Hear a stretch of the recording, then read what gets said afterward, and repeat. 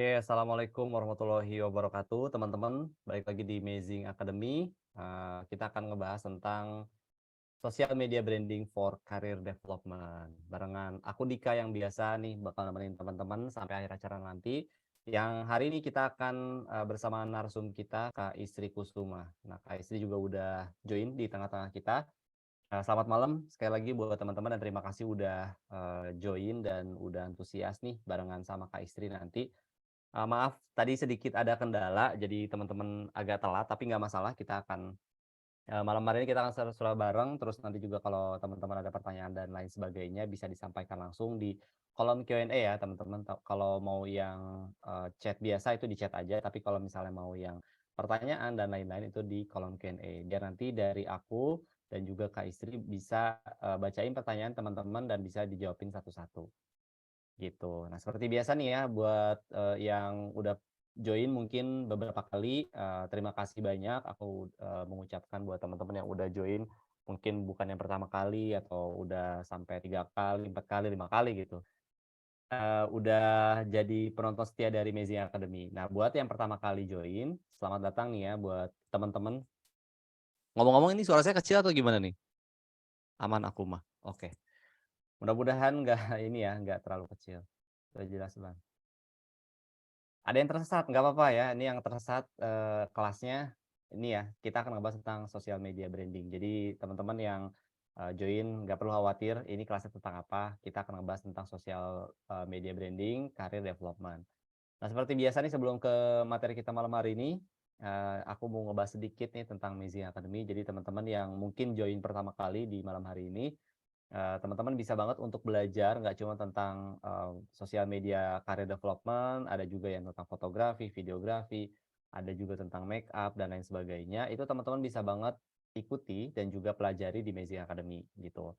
Nanti kalau misalnya teman-teman pengen ngecek nih yang kelas-kelas lain, itu bisa banget nanti di Instagram Amazing, di link bio-nya Amazing, nanti bisa cek dan bisa langsung juga ikutan di sana. Ada yang free ataupun yang masterclass ya teman-teman. Nanti bisa langsung cek aja di sana. Nah, buat teman-teman juga yang baru pertama kali, jadi Mazing adalah platform untuk membuat link bio ya, teman-teman. Yang biasanya itu ditaruh di link bio tuh. Mungkin teman-teman juga tahu dan udah familiar. Nah, kita adalah platform untuk membuat link bio tersebut, di mana nanti teman-teman harus download pertama. Jadi bisa di iOS dan juga Android. Nanti coba download dulu aja, namanya Mazing. Di sana nanti teman-teman bisa dapetin kayak link untuk sosial media, link untuk marketplace segala macam. Itu bisa disatuin tuh teman-teman. Dan nanti bentukannya akan lebih menarik daripada link bio yang mungkin teman-teman udah pakai ataupun link bio lain yang bertebaran di luar sana. Di Amazing sendiri nanti teman-teman bisa cek ada banyak tools ataupun banyak fitur yang teman-teman bisa cek dan nikmatin langsung gitu ya. Ada analytics, sosial media, ada forms, ada smart URL, ada invoice dan lain sebagainya. Teman-teman nanti bisa explore, bisa lihat di aplikasinya langsung ataupun nanti kalau bingung-bingung bisa nonton di YouTube-nya Amazing. Kita juga banyak tutorial-tutorial yang bisa ngebantu teman-teman biar nggak bingung gitu cara ngeditnya gimana. Nah, ini adalah contoh dari, link bio, Amazing yang udah kita buat ini buat para, Amazing Academy speaker kita, yang biasanya itu kalau teman-teman lihat gitu ya, itu tampilannya jauh lebih menarik dibanding dengan yang lain gitu. Di sini teman-teman bisa cek kayak ada video Instagram, video YouTube, terus konten dari marketplace, konten dari, mana itu bisa di-showing di Amazing gitu. Nah, ini bisa teman-teman dapetin nanti kalau misalnya teman-teman download Mazing gitu ya. Jadi jangan lupa download. Nah, untuk kelas hari ini, akan ada yang namanya, Mazing Premium kita akan kasih, buat teman-teman dan juga sertifikat, tapi kalau teman-teman purchase, sebesar 25.000 gitu. Nah, nanti linknya bakal aku share di kolom chat dan kayaknya di grup juga udah ada, jadi teman-teman kalau misalnya nanti ke-skip bisa banget buat purchase-nya itu setelah kelas ataupun pada saat kelas lagi berjalan juga bisa. Gitu ya teman-teman. Oke, nggak kedengeran suaranya kecil. Nggak apa-apa, yang penting nanti, sama speaker kita akan lebih jelas ya suaranya. Oke kalau gitu Kak Istri silahkan dimulai aja langsung. Oke, halo teman-teman. Selamat malam semuanya. Sebelumnya terima kasih Kak Dika sudah memberikan kesempatan untuk aku masuk dan juga sudah memperkenalkan juga sedikit tadi ya soal amazing juga. Mungkin aku mau cek dulu nih teman-teman, suara aku aman kah? Oke, aku mau cek dulu aman. Oke, aman ya. Ada yang bilang Kak Lestri ya. Sebetulnya nama aku bukan Lestri, jadi itu tuh jadi bisa panggil aku Kak Istri, mau panggil aku Kak Iyas boleh ya. Nanti di kolom chat teman-teman juga selama aku mengisi materi, teman-teman boleh ngasih pertanyaan di kolom chat langsung. Jadi biar nanti mungkin dipilah-pilih sama Kak Dika juga selama pematerian dan nanti setelah sesi tanya jawab jadi bisa langsung nanti aku jawab juga pertanyaannya gitu. Oke, langsung aja aku mau coba share screen dulu nih teman-teman untuk materinya. Oke, sebentar ya. Oke, ini Kak Dika aman ya materiku? Aman, Kak. Oke. Coba aku share screen dulu. Sorry. Ya.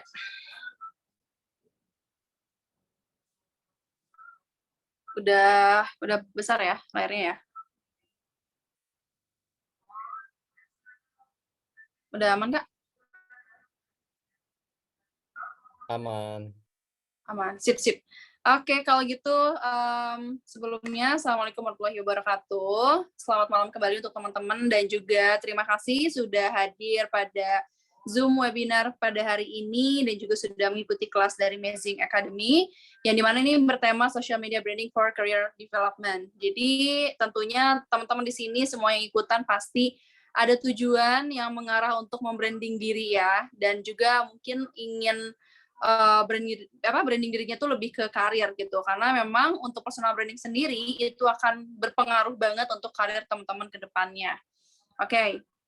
Nah, sebelumnya perkenalkan dulu nama aku Istri Kusuma, bisa panggil Kak Istri dan saat ini aku berkarir di Disparbud Jabar sebagai public relation dan juga aku sebelumnya sebagai HRD di salah satu main industry juga di Jawa Barat.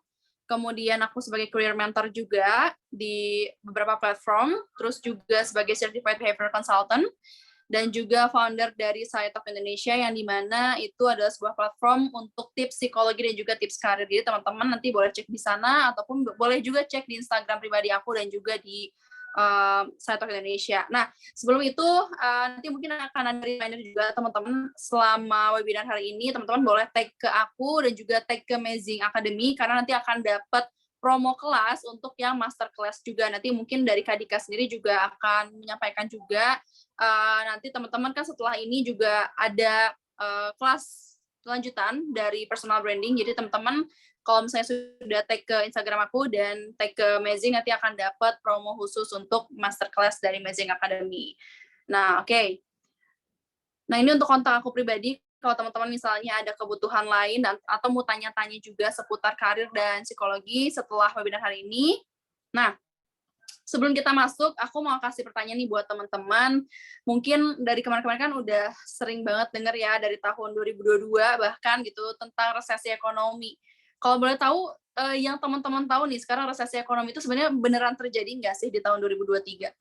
Aku pengen ngetes juga nih. Teman-teman baca berita atau enggak selama ini? Boleh. Ada yang mau jawab? Kira-kira terjadi nggak sih? Terjadi atau tidak terjadi nih? Sekarang kan udah setengah tahun ya nih 2023 nih. Kira-kira apakah ada perubahan atau ada pengaruhnya gitu? Ada yang bilang terjadi, ada juga yang bilang enggak. Terjadi juga sebanyak 1 juta PHK tahun ini. Sudah mulai terasa juga. Ada yang bilang, oke, global resesi. Ada juga yang bilang masih sering juga terjadi. Mungkin dampaknya ke pengusaha kelas atas, oke. Oke, 4,5 angka kelahiran tapi oke, ada yang banyak di PHK ya. Ya, kalau misalnya kita lihat di tahun sekarang memang itu banyak banget yang di PHK bahkan nggak tahun sekarang tapi dari tahun 2022 kemarin karena banyak banget teman-teman aku pun yang di perusahaan swasta khususnya yang startup itu banyak yang di PHK gitu. Tapi sebetulnya kalau dari berita sendiri yang menyatakan apakah Indonesia terkena resesi atau enggak, sebetulnya sih tidak seperti negara-negara maju lain. Karena negara berkembang itu kan sebetulnya tidak rentan terkena resesi, tapi ternyata realitanya memang dari 2022 sampai saat ini itu banyak banget ya PHK-PHK yang dimana memang dilakukan oleh perusahaan-perusahaan startup ataupun swasta gitu, dan dimana itu ya banyak banget jadinya orang yang nganggur gitu kan, dan juga jadi kebingungan mereka yang tadinya mungkin merasa perusahaannya sudah settle, tiba-tiba banyak yang di PHK karena kasus COVID kemarin. Karena COVID itu kan ya berlangsung selama 3 tahun dan itu berpengaruh terhadap ekonomi dari perusahaan tersebut gitu ya. Nah, jadi sebetulnya branding diri yang dimana akan kita bahas hari ini itu akan sangat berpengaruh juga nih untuk karir teman-teman ketika mungkin teman-teman terkena dampak dari resesi ini gitu. Ketika teman-teman mungkin terkena PHK ataupun teman-teman sekarang sedang jobless, sedang nggak tahu mau karir kemana, nggak tahu juga mau bekerja di mana karena mungkin susah untuk mencari kerja. Nah, jadi salah satu jawaban dari problem tadi adalah personal branding gitu, yang dimana tentunya membranding diri bisa di sosial media, bisa juga secara offline-nya gitu. Jadi kita langsung aja bahas apa sih sebetulnya personal branding itu sendiri. Oke, personal branding adalah sesuatu hal yang sebetulnya kita tuh menunjukkan diri kita kepada dunia, apa sih yang kita mau dan apa yang kita mampu gitu. Nih, jadi proses menunjukkan kepada dunia kita tuh siapa sih gitu. Kita tuh punya kemampuan apa sih? Dan kita tuh sebetulnya mau dikenal sebagai apa dan sebagai siapa gitu. Jadi sesimpel itu aja sebetulnya. Cuman banyak banget orang yang mungkin salah langkah, ya salah tindakannya, dan nggak tahu gimana caranya. Padahal personal branding sesimpel kita menunjukkan kepada orang-orang, ya bahkan kepada dunia kita tuh siapa sih gitu. Oke, nah pentingnya apa? Yang pertama, tentunya mengembangkan kepercayaan. Dari siapa sih? Ya dari masyarakat, dari orang-orang, dari mungkin perusahaan-perusahaan yang akan meng-hire teman-teman juga gitu kan. Ataupun ada customer-customer teman-teman yang mungkin nanti akan menjadi ya calon customer gitu kan. Yang dimana tentunya akan mengembangkan kepercayaan tersebut dari personal branding atau branding yang sudah kuat dari diri teman-teman gitu. Yang kedua, membangun kredibilitas. Jadi teman-teman dianggap mungkin sudah profesional, dianggap teman-teman tuh sudah mampu, sudah ahli gitu, dengan kuatnya personal branding. Yang ketiga, membangun koneksi ya antar individu. Jadi teman-teman lebih punya banyak relasi lagi dari personal branding. Contohnya gini, kalau dari pengalaman aku pribadi, ketika aku dulu sebagai HRD, aku jadi punya relasi HRD yang lainnya lagi, misalnya HRD di perusahaan A, perusahaan B gitu. Itu secara gak langsung akan punya koneksi di situ. Dan itu juga akan menjadi sebuah keuntungan sebetulnya, karena ya tentunya dengan banyak relasi itu semakin banyak informasi-informasi yang positif yang dimana mungkin akan ngaruh ke karir ke depannya. Jadi misalnya nih aku udah resign dari perusahaan sebelumnya dan karena aku punya banyak relasi ya akhirnya aku lebih mudah lagi untuk mendapatkan pekerjaan misalnya di tempat lain gitu. Nah, terus kemudian ada lagi yang keempat, mendapat tawaran pekerjaan. Jadi teman-teman bisa lebih mudah untuk mendapatkan tawaran dibandingkan teman-teman tuh banyak ngelamar sana sini dan nggak keterima. Biasanya orang-orang yang personal brandingnya sudah kuat, mereka malah ditawari pekerjaan. Dan ini yang udah aku rasain juga sebetulnya terjadi di tahun kemarin. Alhamdulillahnya aku dapet tawaran waktu itu di LinkedIn. Itu tawaran dari perusahaan luar negeri sebagai HRD di perusahaan sana gitu. Dan tadinya tuh nggak expect sama sekali bakal ditawari kerjaan di perusahaan luar, tapi ternyata dengan kuatnya personal branding itu tuh bisa sejauh itu loh. Yang mungkin nggak disangka-sangka sama kita, itu nanti tuh akan entah ada tawaran dari mana, ada tawaran dari perusahaan-perusahaan yang mungkin tidak kita sangka sebelumnya gitu. Karena dengan personal branding-nya sudah kuat, itu ternyata banyak banget ya tawaran-tawaran nggak hanya dari pekerjaan, tapi juga mungkin dari istilahnya bisnis juga itu banyak banget gitu kan. Kita ditawari kerjasama dengan brand, terus juga mungkin dapat customer-customer yang oke gitu kan, yang mungkin sesuai dengan target market gitu, itu banyak banget keuntungannya. Terus juga mendapat klien untuk kerjasama ya, kita menjadi punya partner gitu kan untuk untuk bekerja gitu, untuk berbisnis juga. Dan yang terakhir tentunya dengan kita punya personal branding itu adalah kita tuh jadi unik, kita punya identitas diri yang dimana itu tuh sesuai dengan karakter kita masing-masing. Karena orang yang personal branding diri yang baik itu dia tuh punya khasnya sendiri gitu. Dia nggak yang plagiat orang lain, dia juga dia tuh menonjol lah dibanding misalnya teman-teman nih ketika melamar pekerjaan di suatu perusahaan, dan ternyata personal branding teman-teman tuh udah kuat, itu biasanya akan terlihat lebih menonjol. Jadi inilah pentingnya dari personal branding ketika teman-teman ingin berkarir yang mungkin lebih baik di masa depan nanti gitu. Nah, cara meningkatkannya sebetulnya tuh ada 4 tahap yang dimana ini aku coba rangkum dari pengalaman aku pribadi. Karena sebetulnya itu singkat dan simple banget ya untuk meningkatkan personal branding, asalkan kunci yang paling dasarnya dulu adalah kita tuh tahu kita tuh siapa, kita tuh maunya apa, dan kita mampunya apa. Sesimpel kita tahu kelebihan dan kekurangan diri. Nah, yang pertama ada self-awareness. Self-awareness ini adalah pengenalan diri. Sejauh mana sih kita mengenali diri gitu. Yang dimana tentunya ketika kita udah tahu kita maunya di mana, ditempatkan di mana, kita jadi lebih tahu, oh kita tuh arahnya mau kemana gitu ya. Ini aku coba next dulu. Nah, di sini teman-teman bisa tahu, bisa cari tahu bidang mana sih pekerjaan yang saya unggul. Nah, taunya dari mana? Teman-teman ketika sekarang mungkin kalau yang masih kuliah, ada yang masih kuliah nggak di sini? Atau udah pada kerja semua nih? Atau ada yang masih nyari kerjaan? Boleh di chat supaya aku tahu nih kebanyakan ini mahasiswa atau fresh graduate atau mungkin gap year. Oke, ada yang masih kuliah, mahasiswa. Yang lain ada yang fresh graduate juga. Oke, banyaknya kuliah ya. Ada yang udah kerja juga, lagi mencari pekerjaan. Oke.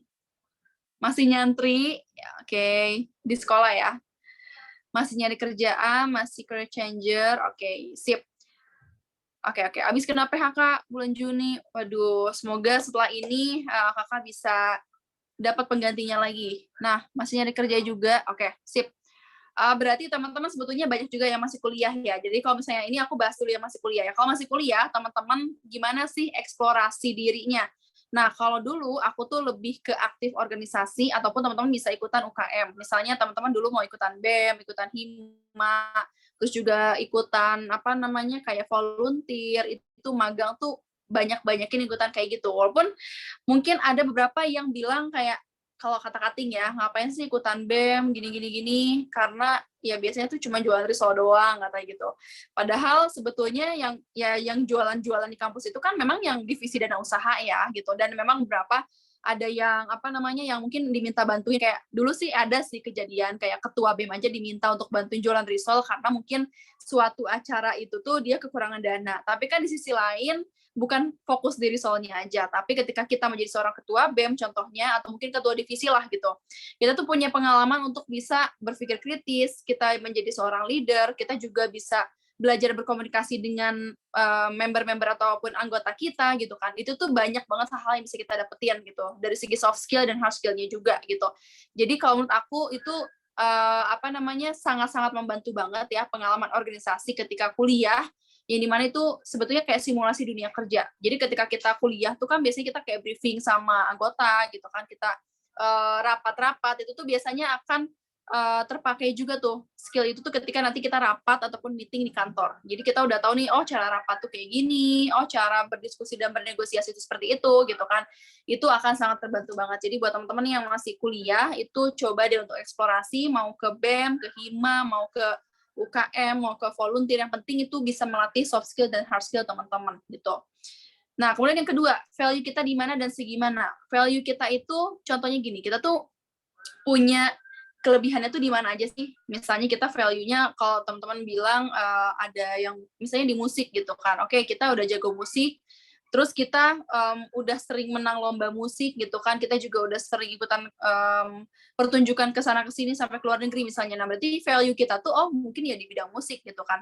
Nah, itu taunya dari mana ya? Taunya dengan cara eksplorasi lagi, balik lagi. Jadi eksplorasi itu ketika kita misalnya tadi di kuliah udah ikutan organisasi, udah ikutan segala macam, ikutan volunteer dan lain-lain.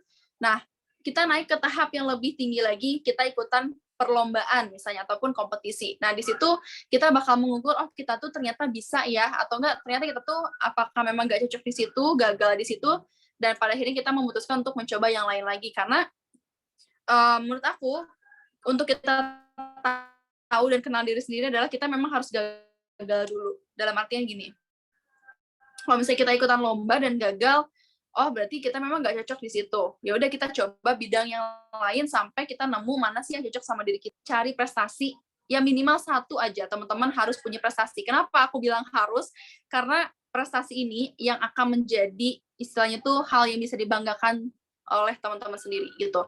Contohnya kalau aku pribadi di sini aku kenapa nyontohin diri pribadi karena lebih mudah menjelaskan ke teman-teman ya. Kalau dulu ini kalau menurut aku ya, ini suatu pencapaian dari diri aku pribadi adalah waktu itu menjadi seorang ketua pelaksana di suatu seminar yang aku adakan di kampus dulu aku gitu ya. Jadi waktu itu aku kenapa bisa bilang itu pencapaian, karena aku nggak pernah jadi seorang ketua divisi, nggak pernah juga untuk memimpin gitu ya. Jarang banget lah gitu ketika aku SMA, bahkan ya kuliah, awal tuh aku nggak pernah jadi seorang leader lah istilahnya gitu. Dan waktu itu dengan aku memberanikan diri untuk menjadi seorang ketua pelaksana seminar, aku juga agak gempor sebetulnya karena aku takut peserta anggota-anggota di bawah aku tuh nggak percaya sama aku juga karena aku nggak pernah punya pengalaman sebagai seorang ketua. Tapi ternyata setelah aku coba jalani, aku konsultasi dengan kakak tingkat, konsultasi dengan ketua BEM-nya, konsultasi juga dengan teman-teman aku gitu. Ya menemukan jalan lah gitu. Gimana sih menjadi seorang ketua pelaksana yang baik, terus juga gimana cara untuk bisa istilahnya biar acara seminar itu lancar dan segala macam. Dan pada akhirnya setelah hari H tiba seminar waktu itu pesertanya tuh cukup banyak banget dan membludak banget waktu itu, dan bisa dibilang acaranya tuh sangat sukses karena yang daftarnya banyak banget dan acaranya juga lancar banget gitu ya. Jadi waktu itu dari situlah aku merasa bahwa ternyata ketika aku coba, ketika aku memberanikan diri dan memaksakan diri ya sebetulnya, ternyata aku bisa-bisa aja loh gitu. Yang tadinya mungkin aku tuh takut banget, aku gak punya pengalaman, aku juga mungkin ragu sama diri sendiri, dan aku juga insecure sama omongan orang-orang. Tapi ternyata setelah dicoba, bisa juga gitu kan. Karena kita nggak akan tahu ya kalau kita nggak pernah nyoba. Nah dari situlah aku merasa aku punya pencapaian yang menurut aku pribadi ya ini cukup besar ketika waktu aku kuliah gitu, karena dari situlah aku jadi lebih berani untuk mencoba hal yang lain lagi, hal yang baru. Aku juga merasa menjadi ini adalah suatu kebanggaan buat diri sendiri. Jadi ini tuh menjadi suatu hal yang ketika aku nanti insecure gitu ya, aku jadi ada hal yang bisa aku banggakan ke diri sendiri. Jadi misalnya gini, ketika aku lagi ngerasa kayak aku nggak bisa ngapa-ngapain nih, aku nggak bisa apa-apa, aku nggak punya kemampuan apa-apa. Ketika aku ngelihat Maudy Ayunda misalnya, aduh insecure banget, kok dia bisa keren banget sih segala macam. Nah, itu harus direfleksiin ke diri sendiri bahwa enggak kok, ternyata aku pun bisa kok, kemarin aku sukses kok ngadain acara bla bla bla bla. Nah, itulah yang menjadi satu senjata buat teman-teman ketika teman-teman insecure. Nah, itu yang aku lakukan sampai saat ini. Kenapa sih aku tuh pengen punya prestasi, kenapa aku pengen melakukan hal baru dan ingin berhasil di suatu kegiatan, ingin berhasil di suatu bidang, itu tuh menjadi suatu senjata aku ketika aku lagi merasa down gitu. Nah, makanya teman-teman di sini nggak harus jadi seorang ketua, enggak. Jadi maksud aku teman-teman boleh ikutan apapun itu yang dimana itu menjadi suatu pencapaian yang sukses menurut teman-teman sendiri, karena kan sukses itu menurut orang beda-beda gitu ya. Nah kalau yang tadi itu menurut aku pribadi gitu, aku merasa wah aku bisa. Nah kalau teman-teman mungkin bisa cari tuh, itu akan menjadi satu hal dan satu senjata untuk teman-teman ketika teman-teman lagi insecure kayak gitu. Makanya minimal satu lah gitu ya, teman-teman boleh coba apapun itu selagi itu positif gitu. Nah ini kan akan nyambungnya ke poin ketiga, apa sih yang memotivasi saya. Nah ini kalau motivasi itu tergantung teman-teman mau dari keluarga, dari eksternal, ataupun dari internal pribadi. Nah biasanya kalau aku pribadi motivasinya itu lebih ke untuk untuk membuat validasi. Karena orang beda-beda, ada juga yang mungkin ingin membanggakan orang tuanya dan segala macam. Tapi kalau aku biasanya ingin memvalidasi, aku kalau coba A bisa nggak ya, aku kalau coba B bisa nggak ya gitu. Jadi itu tuh selalu ada suatu hal yang bikin aku penasaran ketika aku bekerja di tempat baru, ketika aku juga bekerja di tempat yang berbeda bidang, itu kadang aku tuh suka ada rasa keingintahuan gitu untuk mencoba hal baru, karena aku pengen tahu aku tuh bisa atau enggak kayak gitu. Itu jadi motivasi aku lihatkan ke orang lain itu apa sih. Nah kalau aku pribadi kan karena sebelumnya background-nya di HRD, jadi ke depannya HRD itu kan masuk ke psikologi industri ya, masuk bidang psikologi industri, jadi kedepannya pun aku akan fokus ke bidang psikologi industri. Nah, kalau psikologi industri itu mungkin buat teman-teman yang belum tahu, itu adalah fokus ke, kalau misalnya di perusahaan ya, itu bisa jadi HRD, bisa juga jadi konsultan HRD, bisa juga jadi konsultan karir gitu. Jadi makanya kenapa sekarang aku bahas personal branding yang menyangkut ke karir juga, karena aku memang fokus di bidang psikologi industri gitu kan. Nah, gitu, jadi tahu tujuannya ke depannya mau seperti apa. Jadi planning 5 tahun ke depannya seperti apa. Dan yang terakhir, pekerjaan mana sih yang dapat menghabiskan waktu berjam-jam tanpa merasa kewalahan. Nah, ini teman-teman untuk tahu jawaban yang poin kelima ini adalah teman-teman harus mencoba berbagai bidang yang dimana, oh, kalau aku nyobain bidang musik, kira-kira aku ngerasa cepet capek nggak ya? Gitu. Atau kalau yang kedua, ketika aku nyobain bidang menggambar, aku cepet capek nggak ya? Gitu. Jadi itu harus dicoba mana sih yang menurut teman-teman yang paling enjoy teman-teman lakukan, dan itu tuh yang wah semangat terus gitu. Kalau teman-teman merasa aduh gak enjoy dan merasa beban, nah itu harus dipertanyakan apakah cocok atau enggak sama teman-teman. Itu yang sebetulnya simpel banget, cuman kadang kita tuh selalu negatif duluan, dalam artian pesimis duluan. Misalnya aduh kayaknya aku tuh gak punya kelebihan, aku fokusnya ke kekurangan aja deh taunya gitu kan. Jadi aku cuma tahu aku tuh nggak bisa A, nggak bisa B, nggak bisa C, tapi aku tuh kadang nggak sadar misalnya aku punya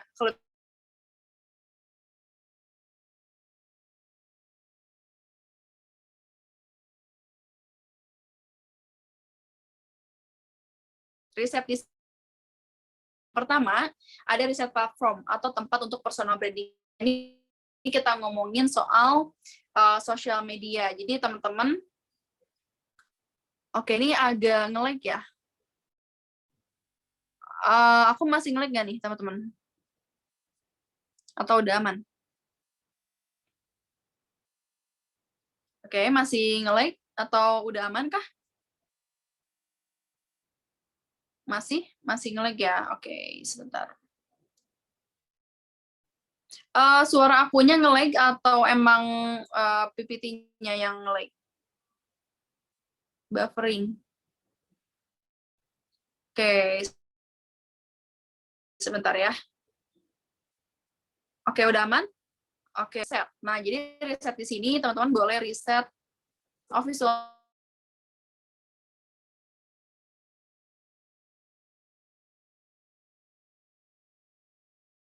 ini bisa platformnya, jadi tempat personal branding teman-teman. Karena kan kalau kita ngomongin sosial media, ada Instagram, ada TikTok, ada YouTube, ada juga Facebook, Twitter, dan lain-lain gitu kan.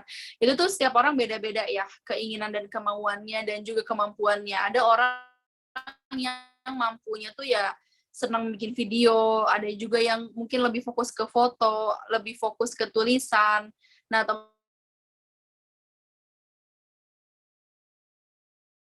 ya kayak di blogspot gitu ya, di jurnal misalnya gitu, itu bisa tuh di situ kalau untuk yang tulisan. Kalau video di mana? Kalau video ya berarti di TikTok, di YouTube, atau enggak di Instagram Reels gitu kan, itu juga bisa. Kalau foto di mana? Kalau foto ya kadang di Instagram feed ya bisa foto juga, atau misalnya di Facebook, di Twitter juga biasanya kadang-kadang foto. Nah, teman-teman tentuin dulu nih, teman-teman tuh lebih suka foto, lebih suka video, atau lebih suka yang nulis di artikel kayak gitu. Jadi itu harus sesuai dengan kemampuan teman-teman. Oke, ini kayaknya agak nge-lag ya. Share screen-nya hilang ya? Oke, kayaknya ada kendala di jaringan. Sekarang share screen-nya udah aman kah?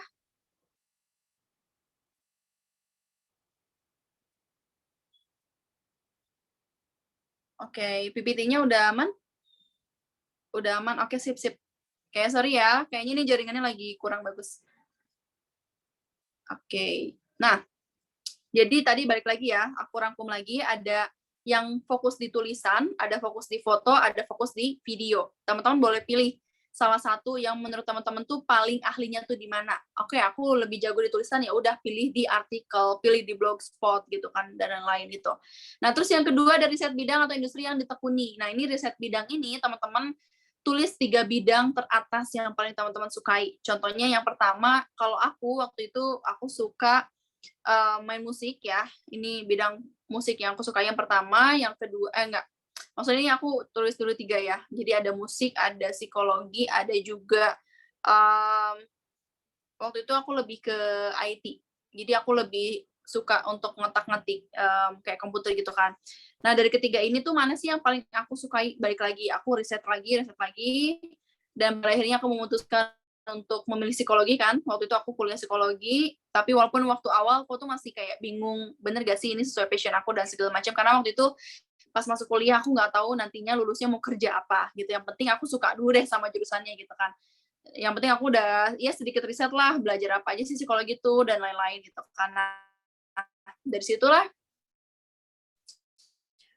aku menjalani bidang yang aku tekuni itu sesuai dengan yang aku pilih. Jadi ya kalau bisa untuk bidang yang kita pilih itu adalah sesuai yang kita mau, yang memang kita sudah yakini gitu. Jadi jangan sampai karena kata orang atau mungkin banyak psikologi itu kayaknya prospeknya dikit dan segala macam gitu kan. Mungkin jurusan lain juga ada yang ngomong seperti itu ya, nggak hanya psikologi aja. Tapi waktu itu aku banyak banget kayak dapat omongan kayak gitu, tapi aku tetap kekeh aja yakin sama pendirian aku kalau aku tuh memang ya senang aja sama psikologi dan aku nggak mikirin nanti bakal susah dapat kerja atau enggak gitu. Yang penting aku suka dulu karena dengan kita suka suatu bidang itu pasti ada aja jalannya gitu kan. Yang penting kitanya udah riset nggak yang gambling banget gitu. Nah setelah dari situ ya alhamdulillahnya ternyata dengan aku masuk psikologi ada jalan untuk aku berkarir sesuai dengan bidang yang aku minati tersebut gitu kan. Nah, resikonya juga apa aja? Resikonya tetap harus tahu walaupun kita suka tapi kita harus tahu nih kekurangan dari jurusan tersebut apa, dari bidang tersebut apa, supaya kita bisa wanti-wanti ketika mungkin nanti ke depannya akan ada problem gitu. Nah, yang ketiga sumber referensi untuk yang di jurnal, boleh mungkin dari lingkungan, dari apa namanya, dari guru-guru BK dulu di sekolah ya. Kalau misalnya kita mau memilih jurusan, kita kan konsultasi sama BK. Atau teman-teman sekarang udah banyak banget platform kayak kita nyari di YouTube, nyari di TikTok, nyari di Instagram itu udah banyak banget gitu. Jadi carilah sumber referensi yang memang sudah kredibel dan sudah valid gitu. Terus yang terakhir kelebihan dan kekurangan diri ini balik lagi harus di-riset lagi. Kalau tadi kan kita sudah mengenal diri ya, yaitu self awareness. Jadi ini riset lagi nih, kemampuan kita tuh di mana. Teman-teman boleh mungkin setelah eksplorasi tadi, misalnya di kampus nih, ikutan organisasi dan segala macam. Nah, teman-teman coba untuk kayak tes diri teman-teman udah segimana sih kemampuan kita tuh, misalnya teman-teman mau ikutan kayak kelas public speaking, mau ikutan kayak apa namanya ya tes minat bakat juga bisa, istilahnya kita yang penting bisa mengukur oh kemampuan kita tuh segimana sih gitu. Itu bisa dengan berbagai cara gitu ya. Menurut teman-teman enaknya seperti apa gitu. Nah, kemudian ada lagi yang ketiga cara untuk oke ini kayaknya agak kayak yang ketiga di sini adalah tentukan audiens ya. Jadi tentukan audiens di sini maksudnya audiens itu apa sih gitu. Audiens ini adalah target market yang akan kita coba untuk menjadi orang yang akan mempercayai kita dengan branding yang sudah kita buat gitu. Jadi misalnya kita personal branding mau dikenal sebagai apa? Katakanlah mau sebagai musisi. Berarti target market kita adalah orang yang penyuka musik gitu kan. Nah, contohnya aku pribadi lagi, kalau misalnya aku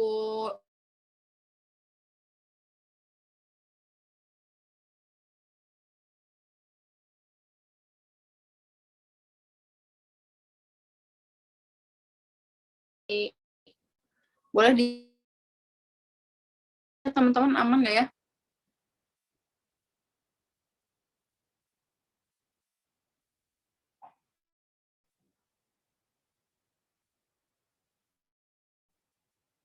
Oke, teman-teman, suaraku masih terdengar?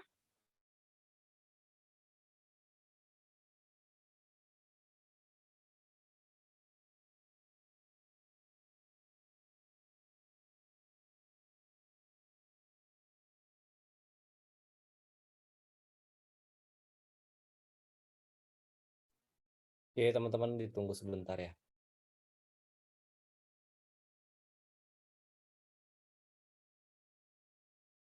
Kayaknya masalah jaringan ya, teman-teman. Ditunggu sebentar ya, udah join lagi nih. Oke, suaraku terdengar, teman-teman? Udah, Kak. Ini masih connect untuknya satu lagi ya.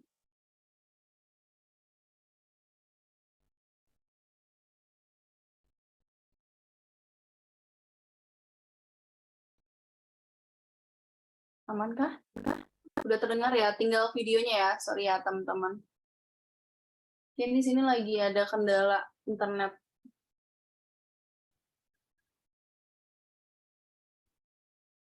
Oke, sebentar ya.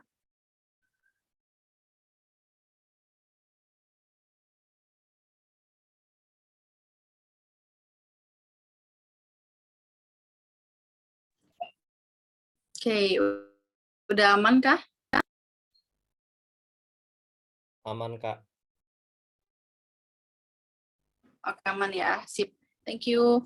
Oke, kita lanjut lagi tadi sampai audiens. Jadi audiens di sini adalah target market yang akan kita jadikan target kita untuk personal branding. Dalam artian gini, kalau misalnya kita personal brandingnya sebagai musisi, berarti target market kita adalah orang yang penyuka musik gitu kan. Jadi kita mau membranding diri kita untuk dilihat sama orang-orang yang penyuka musik karena kita ingin jadi musisi. Contohnya gitu. Nah, kalau misalnya aku pribadi, waktu kemarin aku kan pengalamannya sebagai HR. Otomatis aku ingin dilihat oleh orang-orang yang sedang mencari pekerjaan gitu. Jadi target market aku ataupun audiens aku adalah orang yang pencari kerja atau job seeker ataupun kandidat-kandidat gitu ya. Nah, itu jadi sesuai dengan teman-teman nih. Sekarang coba sambil catat aja teman-teman nih, oke aku mau dikenal sebagai siapa. Coba deh tentuin audiensnya mau siapa gitu. Oke, sampai sini masih ada yang bingung? Sambil di chat aja teman-teman ya, kalau bingung nanti biar sama Kak Dika juga nanti akan dibantu untuk kita jawab di sesi tanya jawab, oke? Nah, yang pertama ini ada poin niche namanya. Niche di sini adalah topik ataupun istilahnya bukan topik ya, tapi lebih ke apa sih yang mau kita bahas di branding kita. Dalam artian kalau misalnya kita mau di Instagram kita bikin konten. Nah, kontennya tuh mau tentang apa sih? Nah, itu tuh niche-nya tuh apa sih gitu. Kalau aku pribadi lebih ke psikologi dan karir gitu. Jadi nanti di Instagramnya pun itu akan membahas soal psikologi karir, tapi psikologi karirnya seperti apa? Oh, psikologi karirnya aku akan membahas soal tips kerja misalnya, atau tips untuk para job seeker gitu kan. Jadi di situ jelas ya, niche ini adalah seperti topik khusus yang akan kita bawa ketika kita ingin personal branding gitu. Jadi teman-teman yang baik, yang profesional gitu. Berarti teman-teman nanti di Instagram, misalnya personal brandingnya adalah menunjukkan bahwa teman-teman tuh punya kemampuan di digital marketing. Teman-teman tuh misalnya boleh deh ngupload di Instagram punya sertifikasi digital marketing atau sebelumnya pernah punya pengalaman bekerja digital marketing juga gitu. Karena itu salah satu contoh untuk personal branding di Instagram gitu ya. Nanti akan kita bahas lebih detailnya. Nah, kemudian yang kedua usia audiens. Usianya di sini juga harus tentuin. Kita tuh mau fokus ke yang milenial atau Gen Z atau bahkan ke yang lebih tua misalnya gitu. Itu harus ditentuin di awal. Lokasinya juga misalnya kita mau yang internasional atau yang mau Indonesia. Kalau misalnya mau internasional berarti teman-teman personal brandingnya harus berbahasa Inggris gitu kan. Kalau yang Indonesia ya udah pakai bahasa Indonesia aja gitu. Terus yang keempat gendernya. Ini kita mau fokusnya misalnya kalau untuk fashion wanita misalnya kita dan audiens dan marketnya berarti itu gendernya wanita gitu. Jadi teman-teman ditentuin juga di awal, oh aku mau yaudah general aja, ya udah boleh general berarti cewek cowok bisa gitu. Jadi itu harus ditentuin di awal. Dan yang terakhir adalah minat audiens. Jadi minat di sini ketika teman-teman bikin konten di Instagram itu sebetulnya bukan bikin konten yang semaunya kita. Jadi kalau aku pribadi nih misalnya aku mau bikin konten tips karir. Biasanya aku bacain tuh komen-komen di video aku yang sebelumnya. Misalnya mereka ada yang komen nih Kak, selanjutnya bikin video ini dong, video A dong, video B dong gitu. Nah nanti ke depannya aku pun bikin video yang sesuai dengan yang mereka mau. Jadi itu sesuai dengan minat audiens. Dalam artinya itu audiens centric. Jadi kita tuh fokus ke audiensnya, bukan fokus ke diri kitanya. Jadi kalau bikin konten nih, konten kreator di TikTok, di Instagram gitu, itu banyak banget orang-orang yang bikin tuh ya sesuai dengan audiens mereka gitu. Jadi biar kita tuh tahu yang disukain audiens tuh yang kayak gimana sih gitu. Mereka tuh nanti akan komen sendiri tuh di video-video atau mungkin kita di Instagram kita bisa buka polling, bisa buka question box misalnya di Insta Story ya. Nanti nextnya kita mau nanti nextnya aku bahas apa lagi ya, misalnya bahas tips kerja, bahas tips-tips psikologi dan lain-lain gitu kan, itu kita tanya ke audiensnya. Itu kalau misalnya mungkin followersnya aktif. Tapi kalau untuk awal-awal gimana Kak? Misalnya aku belum punya followers yang aktif, belum punya followers yang banyak di Instagram, di sosial media dan lain-lain gitu kan, itu gimana? Nggak apa-apa, pancing dulu aja. Misalnya ya kita tanya ke teman terdekat dulu nih, kira-kira aku bagusnya bahas konten apa ya ke depannya gitu kan. Nanti dari saran-saran itu kita coba dulu bikin konten, upload dulu, dan nanti kita lihat ke depannya mana sih yang paling ramai nih kontennya. Kalau misalnya dari konten-konten aku pribadi, yang paling ramai itu bahas soal tips CV biasanya kadang-kadang. Jadi kalau misalnya bahas tips CV-nya rame nih yang nonton, berarti selanjutnya aku lebih sering juga bahas tips CV-nya gitu. Jadi kita lihat dulu nih dari hasil konten yang udah kita upload, mana sih yang paling rame. Nah, sama kalau misalnya teman-teman nih yang fokus di artikel, yang bikin journal, itu juga lihat kira-kira artikel mana sih yang paling banyak dibaca sama para pembaca yang di artikelnya gitu. Jadi itu untuk menjadi acuan ya. Nah, dan yang terakhir ada berkenalan dengan orang yang sesuai dengan bidang kita, ini juga penting banget. Kenapa? Karena dengan kita, misalnya kalau aku sebelumnya kan HR, aku berkenalan dengan HR lain yang di perusahaan lain gitu kan, itu akan menjadi suatu relasi yang cukup kuat karena kita punya relasi yang sesama dengan bidang kita. Jadi kita nanti punya komunitas sendiri gitu. Jadi kalau waktu itu aku punya komunitas HR dan juga aku ada grup HR TikTok. Jadi waktu itu aku satu grup juga sama Vina Moyana, sama mungkin ada Junarsi juga yang waktu itu ada juga aku lupa deh, Asti ya. Itu pokoknya ada beberapa deh, ada lumayan banyak. Waktu itu kita bikin grup di WhatsApp. Jadi itu akan menjadi suatu grup yang dimana satu sama lain gitu, dan itu akan menjadi suatu hal yang menguatkan kita ketika kita sudah mungkin bagus personal branding-nya, kita sudah semakin naik ya kalau dari netizen, dari komentar-komentar yang mungkin kurang baik. Ketika kita punya grup, kita punya support system, itu akan sangat membantu banget buat teman-teman. Jadi berkenalanlah dengan relasi yang sesuai dengan bidang kita dan juga yang tidak sesuai dengan bidang kita, yang mungkin di luar dari bidang kita juga tetap harus punya relasi juga. Jadi berkolaborasi, terus juga kita saling share satu sama lain, itu akan sangat membantu teman-teman untuk membuat personal branding teman-teman lebih baik lagi gitu. Nah, kalau di LinkedIn ini aku akan bahas singkat aja karena sebetulnya nanti di masterclass itu akan membahas sangat-sangat detail dari personal branding khusus di Instagram, personal branding khusus di TikTok, ada personal branding khusus di LinkedIn gitu. Jadi itu nanti akan dipisah-pisah episodenya di masterclass nanti, teman-teman. Jadi nanti boleh join kalau teman-teman yang mau untuk fokus di Instagram, mau fokus di TikTok, mau fokus di LinkedIn, itu nanti boleh ikutan aja masterclass yang sesuai dengan minat teman-teman gitu. Nah, ini aku akan bahas singkat. Yang pertama tentunya kalau di LinkedIn itu maksimalin profile ya, kayak misalnya foto, terus juga nama dan gelar itu harus dicantumkan. Yang kedua ini yang mungkin jarang juga kita ketahui dan jarang juga kita pahami bahwa hal ini tuh penting banget. Kalau di LinkedIn itu kita harus aktif post. Misalnya kita bikin tips apa kayak gitu yang dimana sesuai dengan bidang kita gitu ya. Jadi misalnya kalau di Instagram kan kita aktifnya post foto, post video. Nah kalau di LinkedIn itu aktif untuk sharing misalnya pengalaman kerja kita, sharing tips-tips kerja dan lain-lain. Itu di LinkedIn itu sangat membantu banget untuk personal branding kita gitu.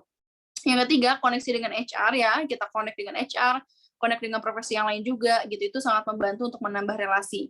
Yang keempat, interaksinya boleh lewat komen, boleh lewat like, itu tuh sangat-sangat bisa istilahnya ke notice nantinya, apalagi udah nge-message juga gitu ya ke orang yang mau kita reach juga gitu, misalnya kita mau nge-reach ke HR di LinkedIn, ya udah kita langsung message aja, tapi itu harus ada istilahnya tuh step by step-nya, perkenalan dulu, terus juga maksud kita tuh apa, dan penutupnya dari message itu apa. Jadi intinya kita boleh message orang, ya istilahnya kayak DM di Instagram, tapi itu tentunya dengan bahasa yang baik dan sopan. Dan yang terakhir ada gabung komunitas. Di LinkedIn itu banyak banget komunitas yang bisa kita ikutin.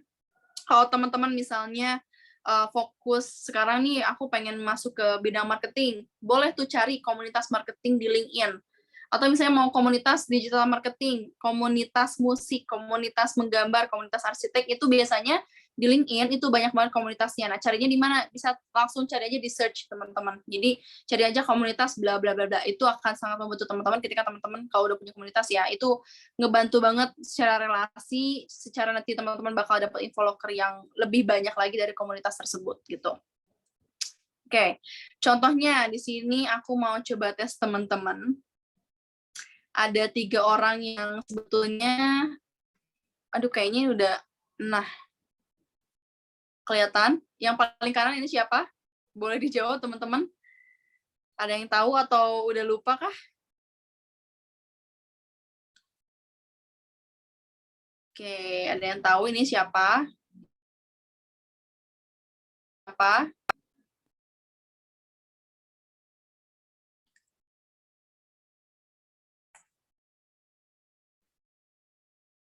Oke, suara aku aman kah?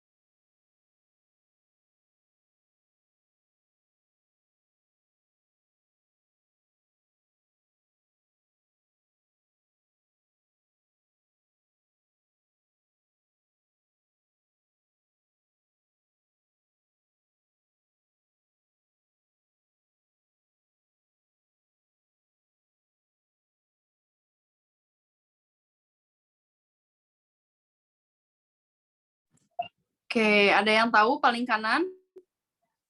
Ada yang jawab ya, berapa? Motivator bukan? Ya, salam. Coba yang lain ada yang tahu? Ada yang tahu lagi? Kanan, Bunda Korla. Rani Mukherjee. Kak Jil. Coba yang kanan, yang tengah, yang kiri siapa? Ada yang bisa jawab lengkap?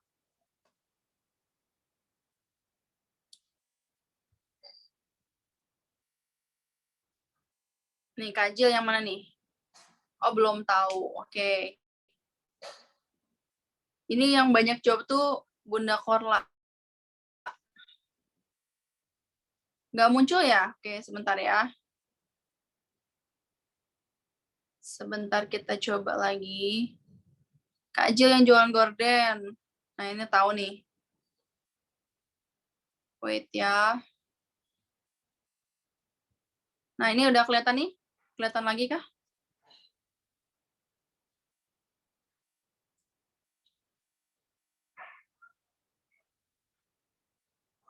Nah, ini udah ya.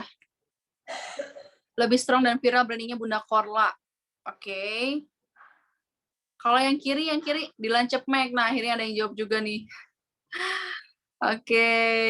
Ternyata lebih banyak yang tahu Bunda Korla ya. Kenapa? Karena Bunda Korla sampai sekarang nih, kalau boleh aku ceritain juga, mungkin lebih banyak dan apa ya, lebih long lasting ya. Kalau apa namanya yang aku lihat Cepmek.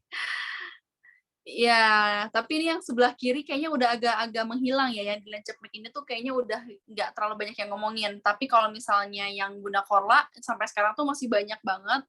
Dan kalau yang Kak Jil kayaknya udah agak-agak jarang muncul lagi gitu. Nah, jadi kalau dari hasil jawaban teman-teman nih, aku simpulkan mungkin Bunda Korla di mata teman-teman itu lebih menonjol, lebih brandingnya lebih kuat ya. Tadi juga ada yang bilang Bunda Korla brandingnya lebih kuat. Nah, jadi orang-orang yang ketiga ini yang aku tampilkan itu adalah orang yang brandingnya sudah cukup kuat sebetulnya, dan yang paling banyak, yang paling kuat adalah Bunda Korla. Kenapa? Karena dia long lasting. Berarti personal branding dia ya itu bagus.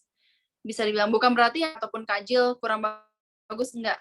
Jadi maksudnya adalah Bunda Korla ini mungkin di antara yang lain itu yang lebih bagusnya. Karena long lasting, balik lagi. Untuk orang yang personal branding yang baik, itu bisa dikatakan baik adalah ketika dia bisa menjaga dan konsisten dalam jangka waktu yang panjang. Jadi dia sebagai content creator, dia tuh bisa menjadi seorang content creator itu selama beberapa tahun, dan nama dia tuh akan selalu diingat kalau misalnya brandingnya udah kuat. Nah, kalau misalnya tiba-tiba namanya, waduh udah lupa segala macam, berarti itu brandingnya kurang bagus. Berarti ada lagi yang harus diperbaiki gitu. Mungkin dari segi keunikannya, mungkin dari segi dia konsistensi mengupload konten di sosial media, itu akan ngaruh. Nah, jadi makanya kenapa tadi kita personal branding itu harus unik, harus sesuai dengan karakter masing-masing. Karena kalau misalnya kita nggak unik, ya kita gampang dilupakan, kita juga gampang disamakan dengan orang lain. Nah, kalau Bunda Korla kan dia unik banget gitu kan. Karakternya juga kuat, menonjol gitu. Dilan Cepmek juga sama, dia tuh kuat banget karakternya dengan menirukan seorang Dilan gitu kan. Terus juga Kak Jill juga masih diingat sampai sekarang gitu kan. Nah, jadi intinya balik lagi, yang long lasting, yang bisa konsisten itu yang lebih baik gitu teman-teman. Nah, kita lanjut lagi. Nah, dalam personal branding tentunya juga perlu upgrade skill ya, yang dimana supaya jangka panjang tadi. Nah, yang pertama adalah ekspor. Ini lagi-lagi ekspor menjadi satu poin utama yang selalu dibahas ya. Karena gini, kalau misalnya Bunda Korla nggak eksplor diri, dia udah terkenal nih misalnya sekarang, udah terkenal, udah banyak yang tahu, udah tahu juga nih dia tuh personal branding-nya di mana gitu kan. Nah, tapi dia nggak eksplor, dia nggak adaptasi sama perubahan-perubahan dari sosial media zaman sekarang. Karena kan di TikTok itu pasti udah banyak yang berubah. Kayak tren-tren TikTok itu kan selalu update terus ya. Kayak misalnya seminggu udah ganti lagi nih tren TikTok yang beda lagi, terus minggu depan beda lagi gitu kan. Nah, itu tuh tren-tren kayak tadi, itu tuh harus kita update terus. Kita harus explore terus, mana sih yang lagi in sekarang ini, mana sih yang lagi viral sekarang ini, yang lagi hit sekarang ini. Itu tuh kita harus explore terus gitu ya. Yang kedua, tetap perluas relasi ketika kita sudah membangun personal branding yang baik. Relasi ini yang harus dijaga dan selalu dikembangkan. Kemanapun kita pergi, itu kalau bisa kita kenal minimal satu orang baru setiap harinya kalau bisa.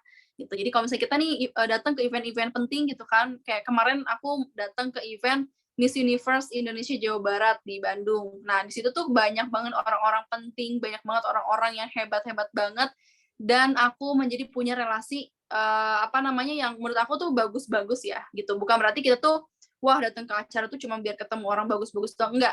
Kan kita di sini tujuannya untuk memperluas relasi yang dimana tentunya yang nggak munafik ya, itu akan menjadi suatu hal positif buat diri kita gitu. Jadi relasi itu penting banget. Jadi misalnya kemarin aku contohnya satu deh, aku ketemu desainer dari baju-baju Miss Universe Indonesia Jawa Barat. Ketika aku kenal, mungkin siapa tahu di suatu saat nanti aku butuh baju dia untuk di event-event tertentu, yang dimana mungkin ya aku nggak harus nyewa baju dia, tapi aku mungkin dapat kerjasama bareng sama desainernya untuk mempromosikan baju-bajunya. Jadi ketika aku nanti datang ke event, ya aku nggak perlu bayar kasarnya, tapi aku kerjasama untuk mempromosikan. Kayak gitu. Itu kan menjadi suatu keuntungan ya, salah satu keuntungan yang dimana kita punya relasi. Nah, mungkin dalam hal-hal lain pun sama. Ketika kita datang ke suatu tempat tertentu yang baru, itu perluas relasi. Terus yang ketiga, cari mentor. Nah, mentor di sini adalah orang yang membimbing teman-teman. Itu bisa kakak tingkat, bisa dosen, bisa juga ya orang-orang di rumah misalnya, atau juga teman terdekat yang dimana bisa kita andalkan. Mentor ini penting banget. Kenapa? Karena kalau kita nggak punya mentor, kadang kita kehilangan arah. Jadi istilahnya kalau kita nggak punya mentor, kita punya minimal role model lah gitu. Jadi orang yang menjadi patokan kita untuk kita bisa berjalan sesuai jalan yang sudah kita tentukan. Jadi kalau misalnya kita kan kadang-kadang tiba-tiba di tengah jalan jadi males, gak termotivasi. Nah, kalau kita punya role model atau kita punya mentor, itu bakal ada satu hal yang membuat kita tuh selalu terdorong untuk selalu jalan terus dan gak berhenti kayak gitu. Nah, terus yang keempat, daily schedule dan juga daily target ini dibikin planning setiap hari, misalnya dari Senin sampai Minggu kita ngapain aja. Semakin spesifik itu semakin bagus. Secara psikologi, otak kita akan semakin aktif untuk bisa melakukan sesuatu. Jadi kalau misalnya ini kita setiap hari udah dijadwalin mau ngapain aja, itu kadang kita udah bisa lebih siap untuk mengerjakan sesuatu hal tersebut dibandingkan kita nggak punya planning. Saya seminggu ini, aduh aku nggak tahu mau ngapain, yaudah deh bebas gimana aku aja, aku mau main kesana kesini, aku mau nongkrong sana sini, itu jadi nggak teratur biasa. Jadi dengan kita punya daily schedule, punya daily target, kita jadi lebih terukur, lebih terstruktur.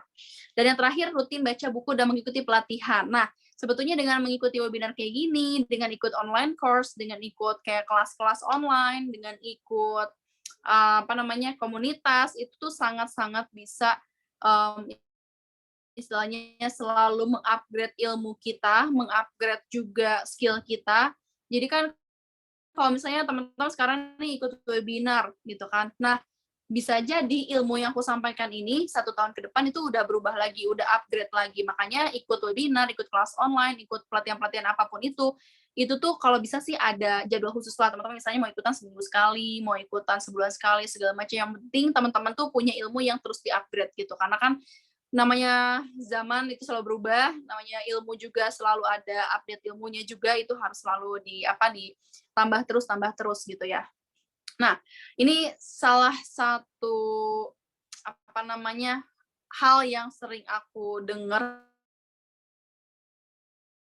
juga selama menjadi content creator adalah ada beberapa sih orang yang mungkin nggak hanya ke aku tapi juga ke orang lain bilang kalau personal branding itu adalah pencitraan atau post pencapaian kita di Instagram. Itu dibilangnya tuh kayak, wah sombong banget nih, sementang udah menang lomba ABC, misalnya lomba debat bahasa Inggris, di-post di Instagram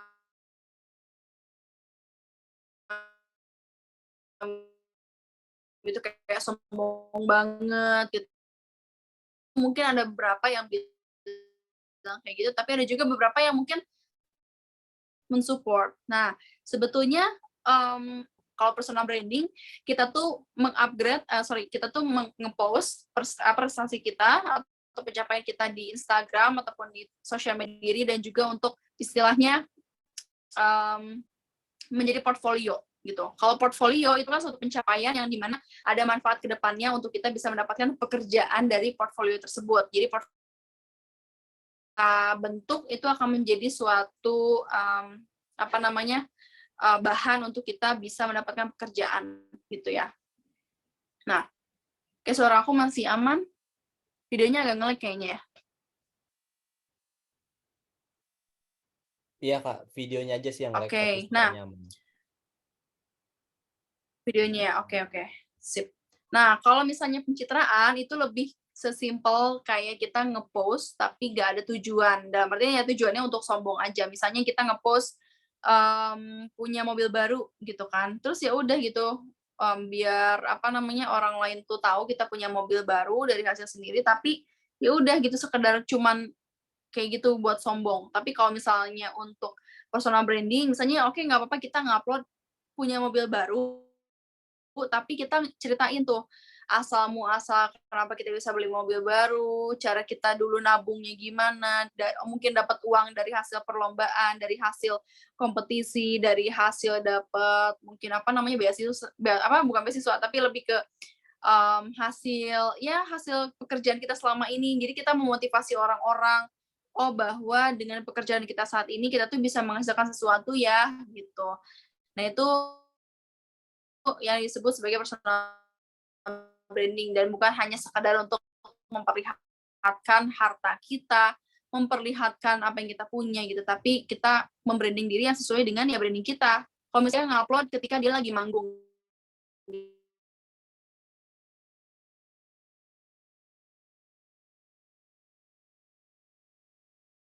Mungkin kalau dari segi materi sekian, kalau ini sih lebih ke dampak negatif yang sudah tadi aku sampaikan juga. Kayak tadi netizen banyak yang hate comment, ada juga yang dicap sombong, terus juga privasi berkurang. Ini salah beberapa hal yang dimana itu dampak negatif dari personal branding, tapi sebetulnya banyak banget dampak positifnya dibanding kita menjadi punya banyak banget kesempatan-kesempatan untuk mempunyai karir yang lebih cemerlang lagi di depannya, gitu ke depannya. Jadi mungkin sampai sini aku cukupkan dulu untuk materinya. Kita akan lanjut sesi tanya jawab yang akan disampaikan dan dipimpin oleh Kak Diki. Terima kasih. Oke, sebentar. Oke teman-teman, sebelum ke pertanyaan, seperti biasa aku mau menyampaikan sedikit untuk yang masterclass ya teman-teman.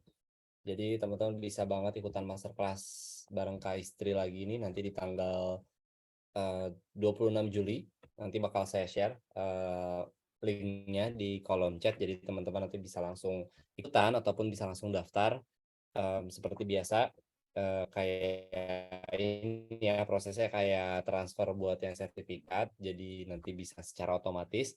Dan juga kalau misalnya teman-teman pengen dapetin promo lagi, nanti dapetin kayak 10% diskon lagi, kalau misalnya teman-teman nanti share di Instastory begitu. Jadi jangan lupa nih buat teman-teman yang pengen dapetin lagi diskon itu bisa banget share di Instastory tentang kelas hari ini.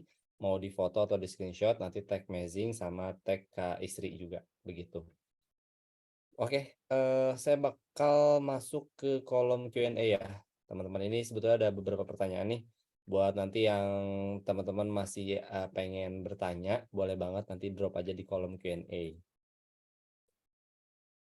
Aku ke pertanyaan kedokteran Nabil R. Ini cukup panjang nih, Kak.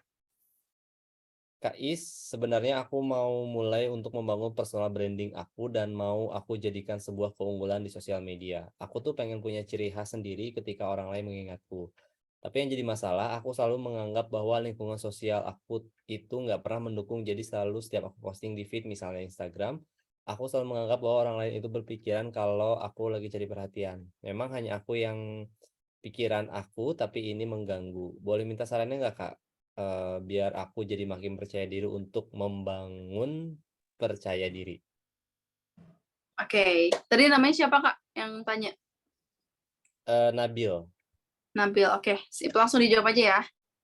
Oke, thank you Nabil untuk pertanyaannya bagus banget dan ini yang aku rasakan di awal-awal aku membuat konten ya.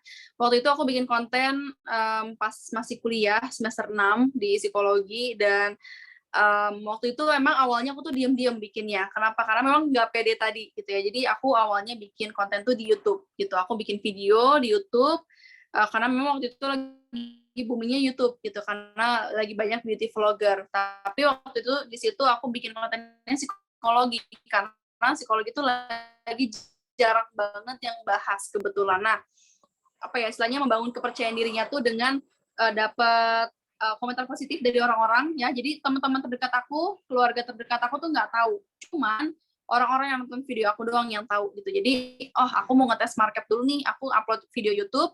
Apakah kalau misalnya banyak komentar positif ya aku lanjutin, kalau enggak berarti ya jangan bikin konten tersebut gitu kan. Ternyata pas aku bikin konten psikologi itu tuh banyak komentar yang itu tuh memotivasi aku lah gitu.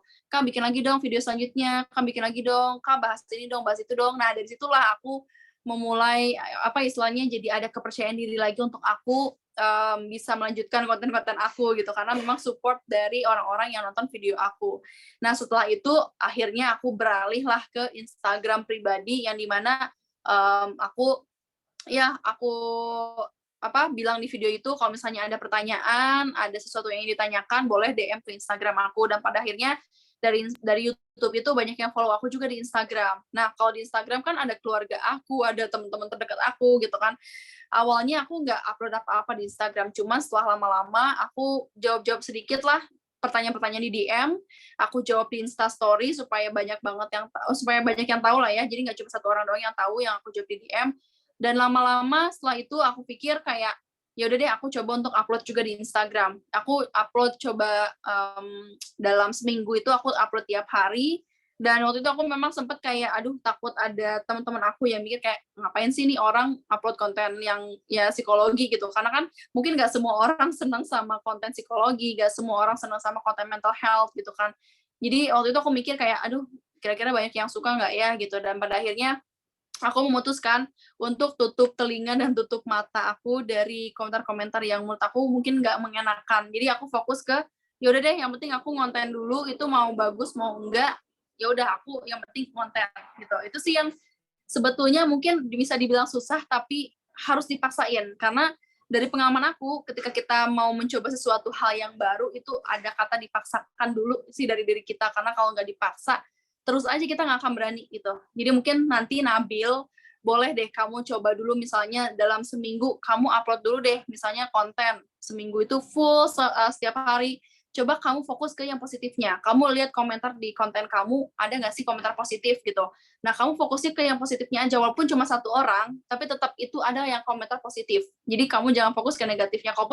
Kalaupun ada yang negatif, ya kamu jadiin pembelajaran aja ke depannya itu jadi introspeksi diri aja untuk memperbaiki konten-konten yang akan kamu upload gitu. Jadi kalau menurut aku itu semua konten kreator pasti akan merasakan hal tersebut. Jadi itu sangat wajar terjadi dan kamu harus dan wajib melewati fase itu.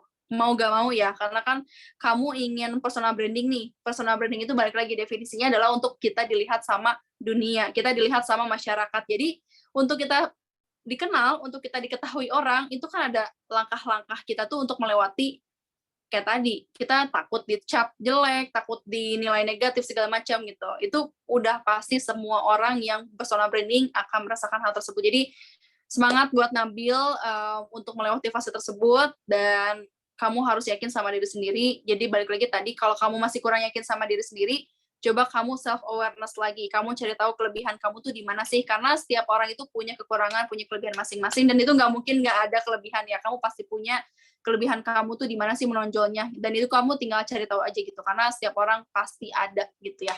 Mungkin seperti itu Nabil, semoga membantu jawabannya. Oke, jadi itu ya Nabil, mudah-mudahan terjawab pertanyaannya tadi.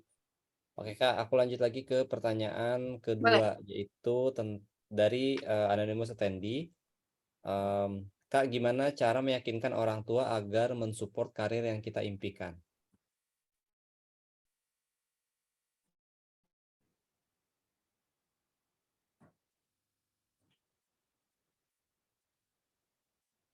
Kayaknya agak mensupport mimpi ya. Ya, Sorry, tadi dari agak orang tua. putus-putus soalnya. Oke, nah gimana cara orang tua biar mensupport? Sebetulnya gini, orang tua itu kan selalu pengen yang terbaik buat diri kita ya. Dulu aku pun sebetulnya nggak disupport untuk masuk fakultas psikologi.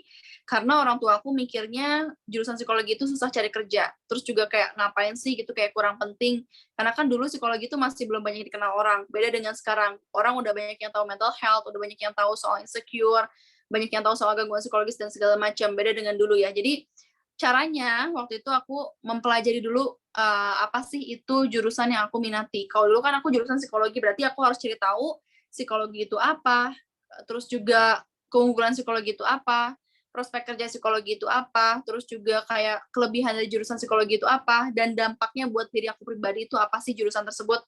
Nah, kita setelah istilahnya apa ya, menguasai bidang yang akan kita minati itu, baru kita jelasin ke orang tua. Nah, jadi ketika kita udah menguasai, biasanya orang tua tuh lebih yakin.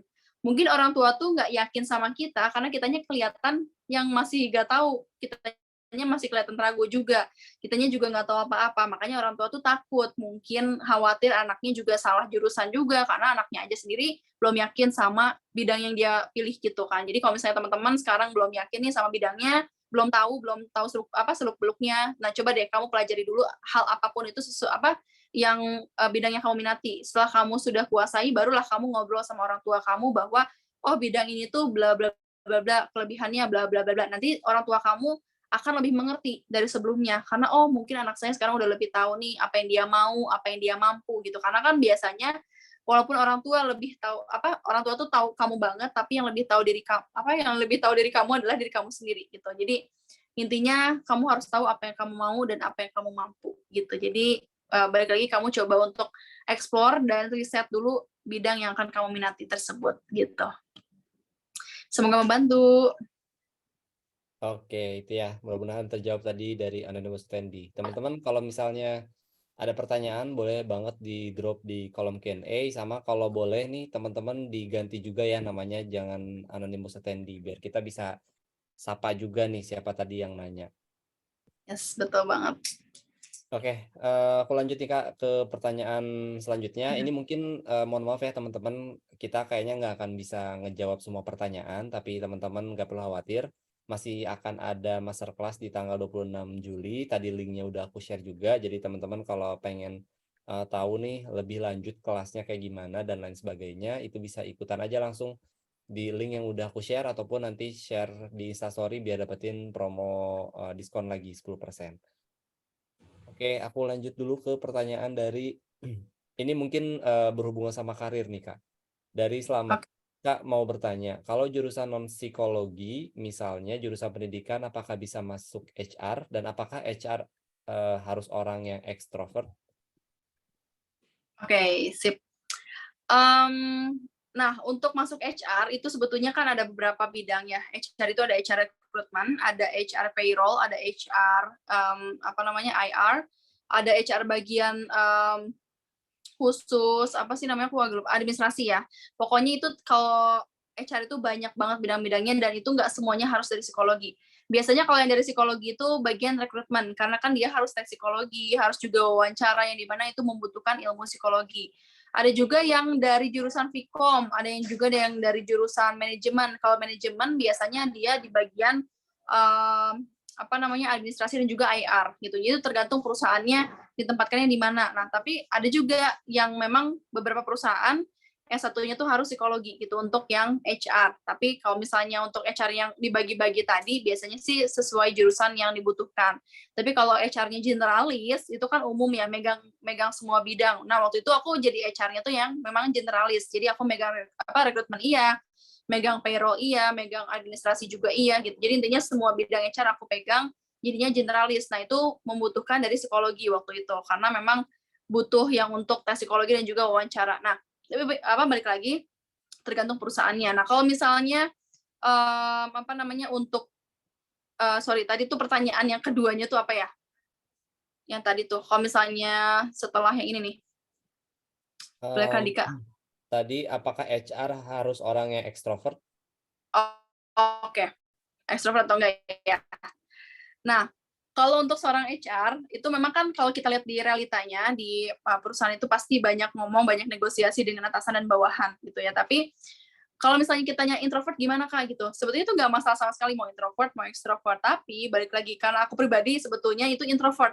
Tapi ketika aku memang masuk menjadi seorang HRD, waktu itu memang cukup menjadi suatu tekanan buat aku. Kenapa? Karena waktu itu kan aku juga fresh graduate yang mungkin langsung terjun ke dunia kerja gitu kan.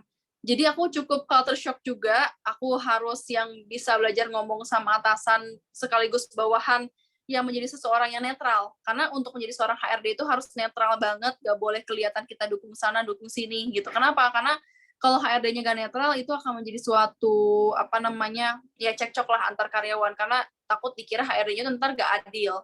Karena kan HRD itu yang dia yang ngurusin gaji, yang ngurusin bonus-bonus gitu kan, dia yang ngurusin juga penilaian karyawan. Jadi kalau misalnya kita nggak objektif sebagai seorang HRD itu kan bahaya banget. Nah, itu yang menjadi suatu tantangan sebetulnya untuk menjadi seorang HRD. Tapi balik lagi, kalau extrovert dan introvert, itu dua-duanya tuh bisa. Asalkan kita bisa berkomunikasi dengan baik, kita bisa bernegosiasi dengan baik. Karena introvert dan extrovert itu bedanya tuh cuman di cas energinya aja.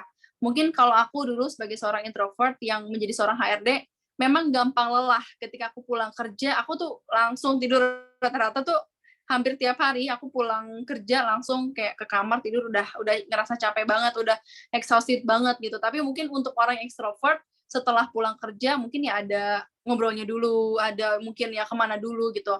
Tapi ya itu tergantung, nggak semuanya juga kayak gitu. Nah kalau sekarang ketika aku sudah pindah ke pekerjaan yang baru ya, di tempat kerja baru, aku kadang-kadang udah beres kerja pun aku ya nongkrong dulu, misalnya ngobrol dulu sama teman-teman, padahal aku introvert. Sebetulnya kan tadi balik lagi dasarnya aku introvert, cuman semakin kesini, semakin aku beradaptasi dengan dunia kerja, semakin aku bertemu dengan orang-orang banyak, orang-orang baru juga, itu tuh kayak terlatih aja gitu. Yang tadinya aku kayak nggak terlalu suka untuk ngobrol, nggak terlalu suka untuk yang bertemu banyak orang, pada akhirnya sekarang aku malah jadi suka gitu. Karena entah itu menjadi kebiasaan, entah juga itu menjadi suatu hal yang aku senangi sekarang gitu, itu akan beradaptasi seiring berjalannya waktu. Jadi itu nggak masalah sama sekali mau kamu introvert dan extrovert, selagi kamu mau belajar, selagi kamu juga mau untuk istilahnya apa ya beradaptasi dengan lingkungan baru itu gitu. Jadi nggak masalah gitu ya. Jadi bisa dicoba aja kalau misalnya kamu memang apa mau coba jadi HRD gitu. Semoga membantu ya. Oke, tadi pertanyaan dari Selamat mudah-mudahan terjawab dan terbantu juga gitu ya. Oke, aku bakal lanjut ke dua pertanyaan terakhir mungkin ya Kak, karena waktunya juga Boleh. kita udah nggak banyak. Tapi teman-teman balik Ya. lagi, kalau mau yang ikutan masterclass nanti bisa banget ikutan di tanggal 26 Juli.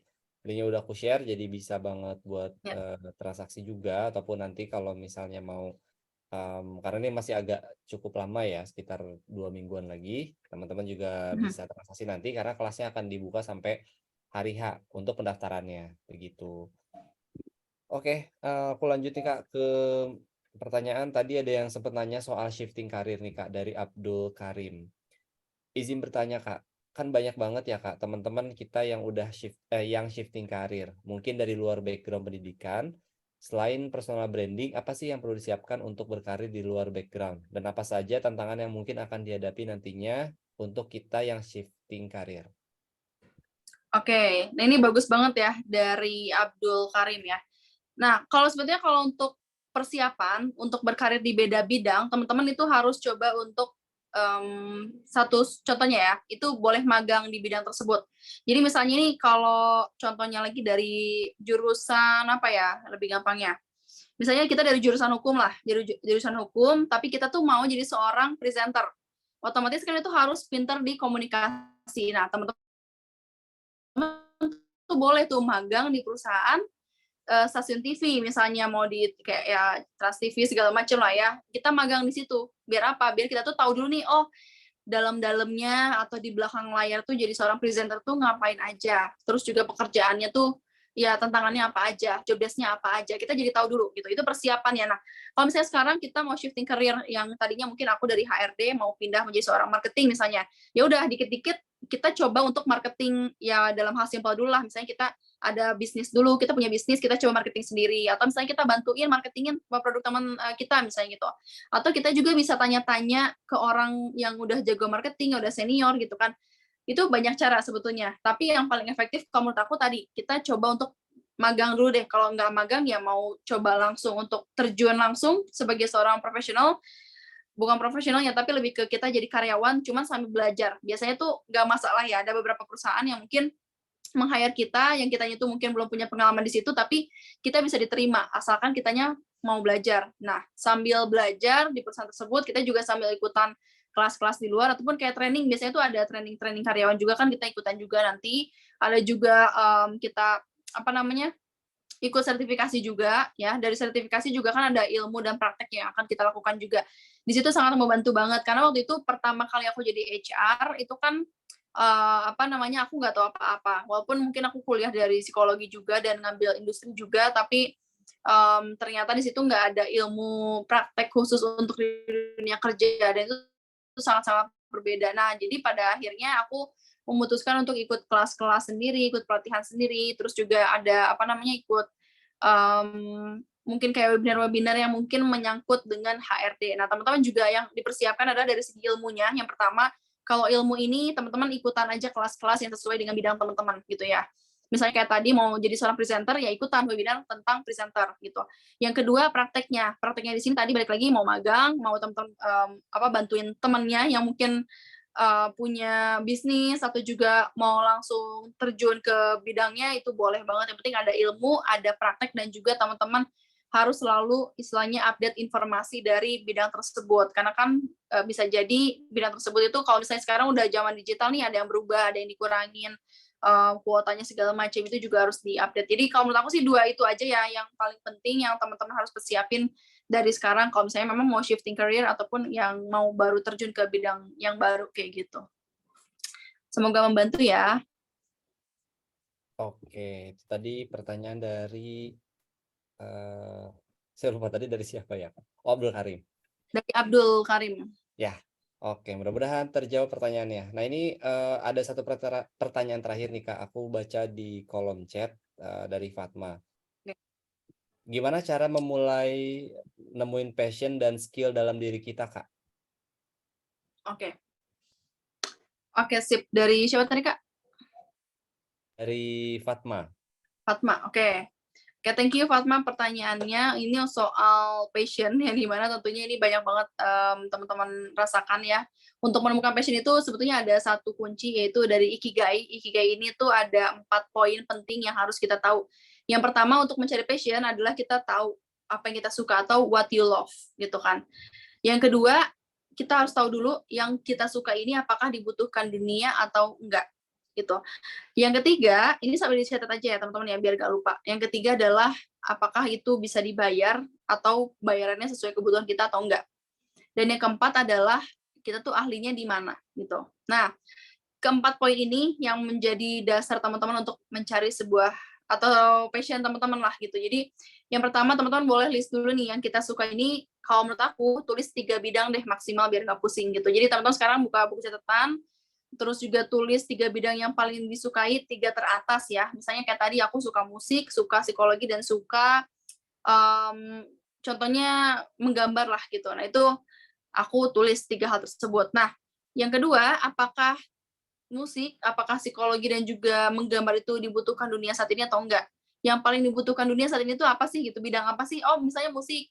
Karena kenapa? Karena zaman sekarang musik tuh siapa sih yang nggak dengerin musik gitu kan? Udah banyak banget di Spotify, Apple Music dan lain-lain itu udah pasti hampir semua orang tuh dengerin musik gitu kan. Nah, berarti dibutuhkan dunia dan yang pasti mungkin sebagai seorang musisi sekarang masih banyak nggak sih? Oh, kita lihat masih banyak nih musisi di luar sana yang penghasilannya juga bagus. Nah, kita lihat poin yang ketiga, apakah bayarannya itu cukup dengan kebutuhan kita atau enggak. Kalau misalnya kita mau jadi seorang musisi, oh bayarannya sekian sekian sekian nih, oh sesuai dengan yang kita mau, sesuai yang kita butuhkan gitu kan. Itu yang paling penting adalah sesuai dengan kebutuhan hidup kita. Kalau misalnya kita menjadi seorang psikolog itu misalnya gaji bulanannya berapa sih? Cukup nggak sih buat kehidupan kita? Nah, itu yang harus kita pikirkan gitu dari segi pendapatan gitu. Ini yang ketiga. Dan yang terakhir, yang keempat adalah yang paling kita mampu itu di bidang mananya sih secara spesifiknya. Kalau misalnya tadi aku pilih musisi, misalnya aku suka musik sebagai seorang musisi, aku tuh jagonya tuh di piano, di gitar atau di main drum. Nah, itu harus aku tentuin di awal. Jadi mana yang paling aku ahlinya, yang paling aku pahami, yang paling aku kuasai juga, itu pilih di yang paling terakhir. Nah, nanti setelah kita mencoba untuk membandingkan dari poin 1 ke poin 4, itu tuh udah ketemu passion kita sebetulnya.